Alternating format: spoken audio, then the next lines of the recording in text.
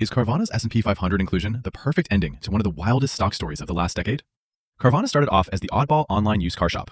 No endless asphalt, no guy in aviators, just an app, glass car vending machines, and the promise you did not have to argue with a salesman ever again. Then the pandemic hit. Zero rates, stimulus money everywhere, used car prices ripping higher, and CVNA suddenly traded more like a high-growth tech name than a dealer.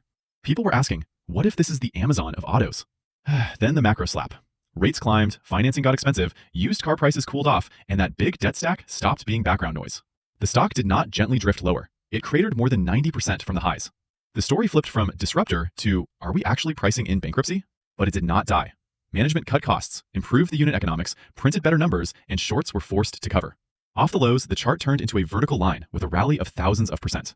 And now it picks up the prestige badge, S&P 500 inclusion. That matters because every index fund and ETF tracking the benchmark has to own it. You get mechanical demand, benchmark chasers, front-running into the rebalance, and sometimes one last very rude squeeze. I do not know the future, but I do know that options are how people try to turn stories like this into asymmetric bets. Right now, implied volatility rank is down around the 6th percentile, so pricing is relatively calm for a name this loud. One structured way to lean in is a January 2nd 490 by 500 call debit spread, 10 points wide with defined risk. If CVNA rips and finishes above 500 at expiry, that structure can pay roughly 222% on the capital at risk. Is this your ticket to go from zero to hero? This is not financial advice. Follow for more ways to make money.